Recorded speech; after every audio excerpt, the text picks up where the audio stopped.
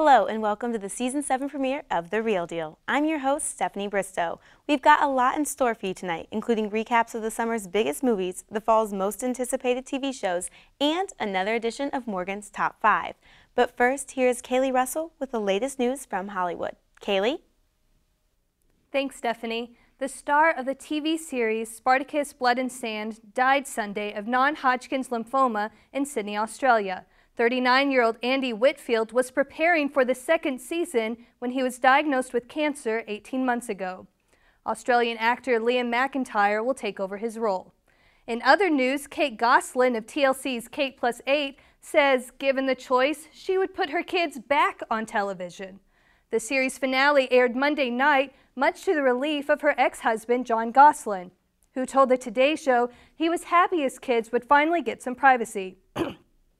However, Kate says the show brought in a hefty income and she wouldn't be opposed to making another television debut.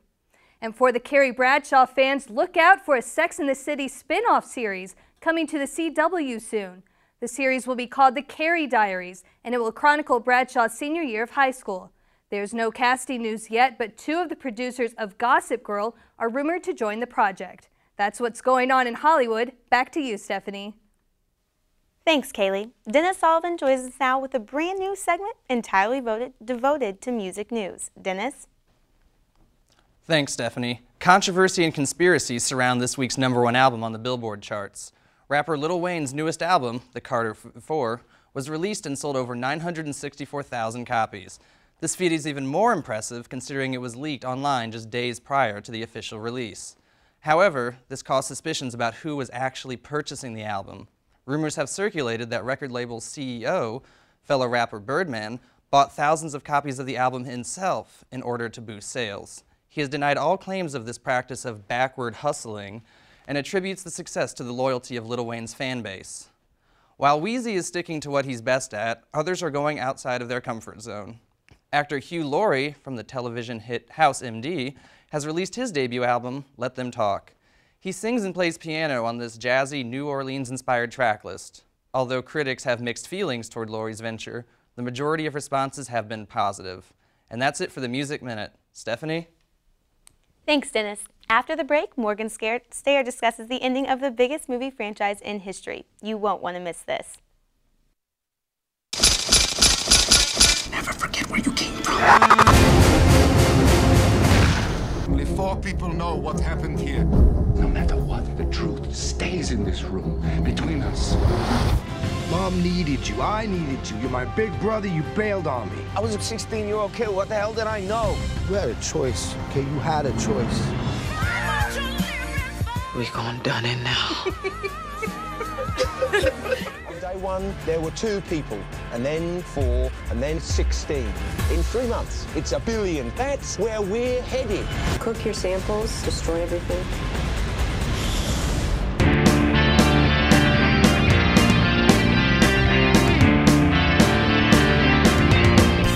Welcome back. We all know that when a book is made into a film, Hollywood often leaves out a considerable amount because it would be impossible to fit it all into a couple of hours. The Harry Potter movies are no exception. Here to tell us what was left on the cutting room floor is Morgan Stayer. Morgan? Thank you, Stephanie. Over the summer, we saw a beloved film franchise come to a close. Harry Potter and the Deathly Hallows Part 2 marked the end of a magical era, leaving my generation feeling sad, confused, jaded, and old. The epic finale was a strong effort from director David Yates, but it did have its flaws. These are the top 5 things Harry Potter and the Deathly Hallows Part 2 got wrong.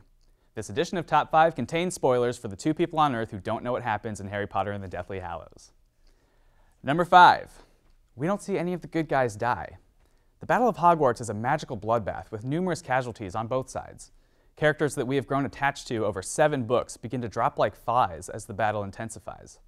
The deaths of Lupin, Tonks, Fred, and others should have been emotional, heartbreaking moments, but unfortunately, these moments happen off-screen, and we are just shown their bodies after the fact.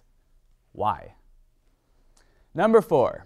Molly Weasley and Bellatrix Lestrange's duel.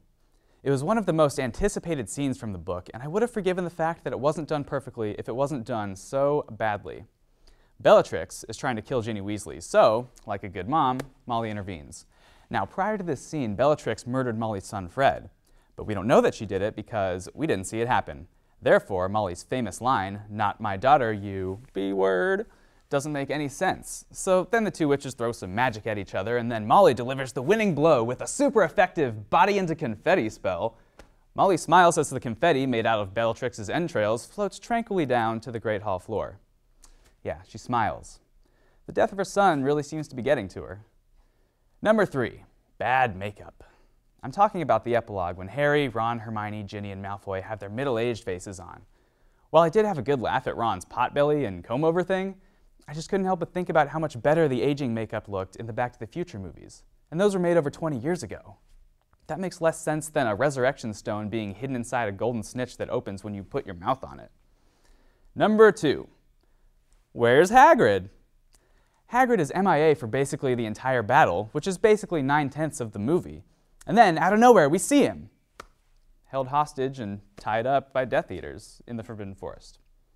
Well, I can't wait till the DVD comes out so I can watch the deleted scenes and find out just how he got himself into that pickle. And finally, the number 1 worst thing about the last Harry Potter movie, Harry and Ron don't even hug each other before Harry is about to go die. Why wouldn't they hug? They're BMFFs, best magical friends forever. Hermione gives Harry a big old hug, but Harry and Ron just kind of look at each other. Perhaps David Yates was afraid of potentially a million gay jokes being made about his movie. Frodo and Sam, anybody? But because Harry and Ron don't hug, their platonic bromance seems less authentic. What would Dumbledore think? So those are the 5 most glaring mistakes in the last Harry Potter movie. Was it a good idea to split the last book into 2 movies? Not really. Part 1 was slow and could have been trimmed a lot more, and Part 2 was short anyway.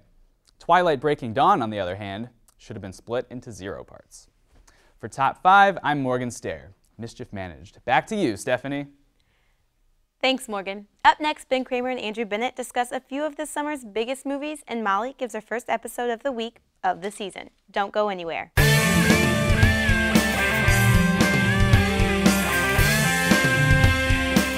Welcome back. Every spring, we try to give you a list of movies to look for over the summer months while we're on hiatus. Some are phenomenal, while others are just, Some movies even end up being flops after all the hype. Here to tell us their takes on 3 of this summer's biggest movies are Ben Kramer and Andrew Bennett. Take it away, guys.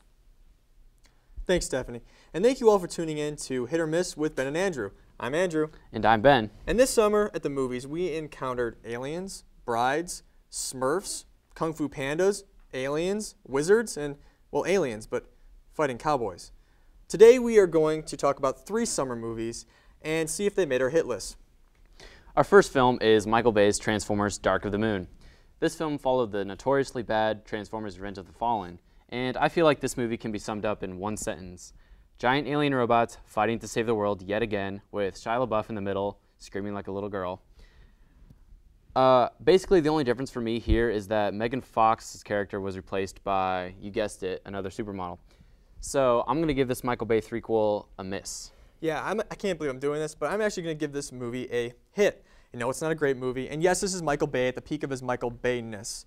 But, you know, Michael Bay has a specific audience that he pushes his movies towards, and if you're part of that audience, you're going to love this movie. Plus the ending, this action spectacular in Chicago, it's pretty thrilling. So I'll give it a hit. Our next film is the Judd Apatow-produced Bridesmaids, starring the hilarious Kristen Wiig as a maid of honor for her best friend's wedding. Yeah, this movie actually surprised me, Ben. I love Kristen Wiig, and in this movie I feel like she really comes across as a leading actress for the first time. And there's a lot of great performances in this film, but you know, Kristen Wiig, this is her movie through and through. I was a little nervous going into this movie because of the atrocious Brides Wars with a similar title, but this movie had me laughing I think more than even The Hangover, and certainly The Hangover 2. I agree completely, Andrew. Kristen Wiig was as hilarious as she's ever been, but I feel like among the hilarious cast that Melissa McCarthy's character stole the movie for me. She played the raunchy future sister-in-law of Kristen Wiig's character, and of course I'm going to give this movie a definite hit as well. Good. Our final film is Captain America: The First Avenger. Going into this movie, you know, I expected there to be a lot of action with Captain America flinging his iconic shield across the screen, and luckily the movie met my expectations, and since I approved of the choice of Chris Evans playing this role, I'm going to give this movie a hit. Yeah, I actually had to go the other way and give this movie a miss, Ben. You know, I like the beginning where skinny, CGI'd Steve Rogers is trying to join the Army. He's an endearing and he's a cool character. I like Chris Evans, but I feel like the second half of the movie they were just pushing too much to set up for the Avengers. There's a lot of good spectacle and action in this movie, but it just got a little dull to me. I might just be getting sick of superhero movies at this point, but this movie just didn't do too much for me. We were actually going to review the Harry Potter movie, The Deathly Hallows, but for some reason at this point, reviewing a Harry Potter movie just seems a little, well, pointless. Well, that's it for us here at Hit or Miss with Ben and Andrew. We review movies so you don't have to. Back to you, Stephanie. Thanks, guys.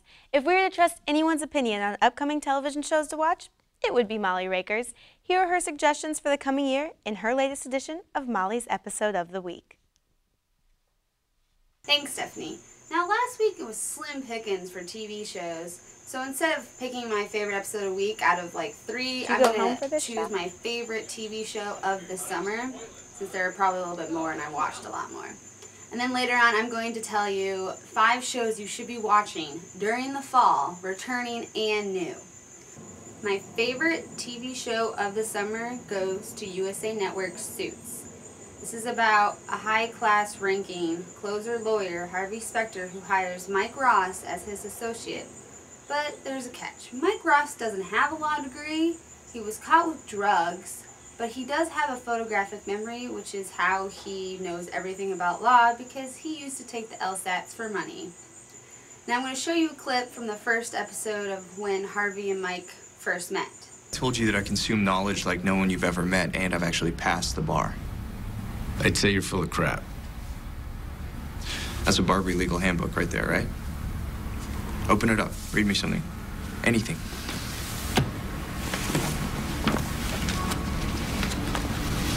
Civil liability associated with agency is based on several factors, including the deviation of the agent from his path, the reasonable inference of agency on behalf of the plaintiff, and the nature of the damages themselves. How did you know that? I learned it when I studied for the bar.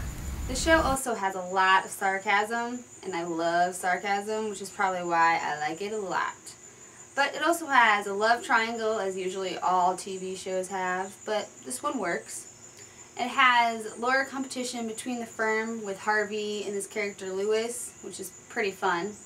And it also has really cool cases, which is all about the money. So you all should catch up on it, and you have plenty of time because it's not returning until the summer. Now, on to fall TV shows, which starts this week, and I couldn't be happier.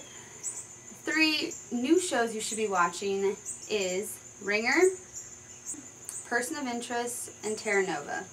And I have 4 words for you that will totally make you want to watch it. It's Buffy, Benjamin Linus, and Dinosaurs. Come on, Dinosaurs, you have to watch it. The 2 returning shows that you should be watching if you're not already is Psych and Parks and Rec. Now I have 3 words for you. They are awesome. Also, pineapples. Now, that's all I have for you guys today. I will see you next week, maybe if my schedule applies to it, but I'll be here throughout the semester. Back to you, Stephanie. Thanks, Molly. After our last commercial break, Ben Rocky will give us his pick for the best of Bracken, and I'll clue you into what I'm obsessing over right now. Stay tuned.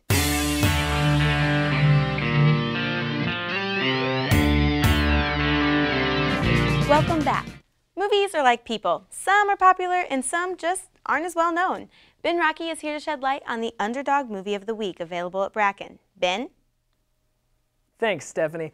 If you have a chance to go to Bracken Library sometime soon, try renting Band Slam. If you've never heard of it, it follows a high school boy named Will who is enrolled at a new school. He loves music, especially that of David Bowie. He even writes to David consistently in emails asking questions. They're never answered, though. After arriving at school, he meets 2 people.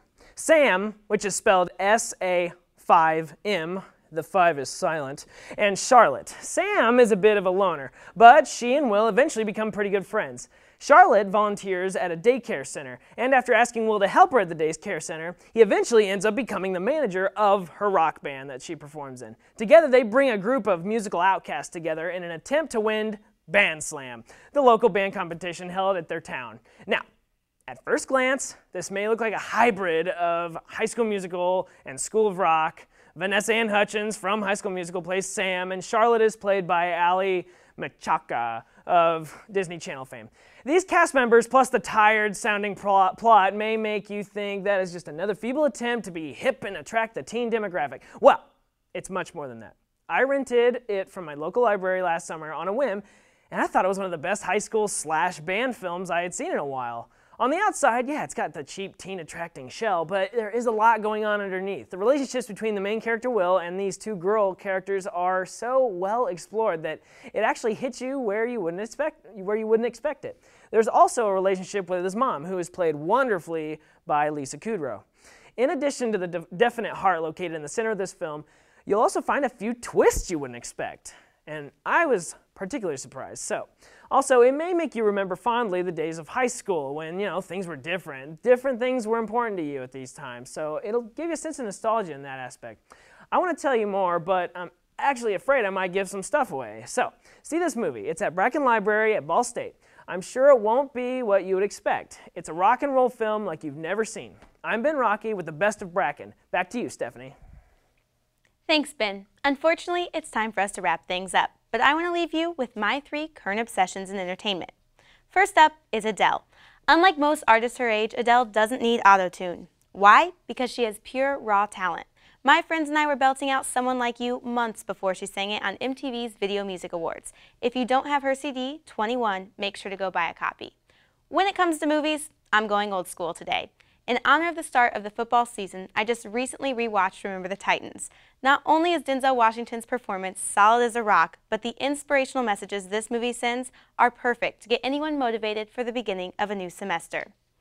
Finally, I'm sad to say that my TV obsession just had its summer finale. That's right, Pretty Little Liars has got me hooked. If you haven't watched this teen soap opera, I suggest you get started before next season. But for all of you Pretty Little Liar fans, we've got a special Halloween episode to look forward to in October. That's my final word, and that's the end of our show. Be sure to check us out on Facebook and Twitter for the latest updates on all things entertainment. Join us again next week, same time, same place. I'm Stephanie Bristow. Until next time. How you do it? I don't know how you do it. I don't know how she does it. All those children. I have 2. So impressive. You have 4. Yeah, but 2 of mine are twins. Control, Harry. One thing. There are 5 men with guns outside. They're not gonna come out, guys. So we have to get in. This is my house. I will not allow violence against this house. When you get your money, his debt's paid. You never go near his family again.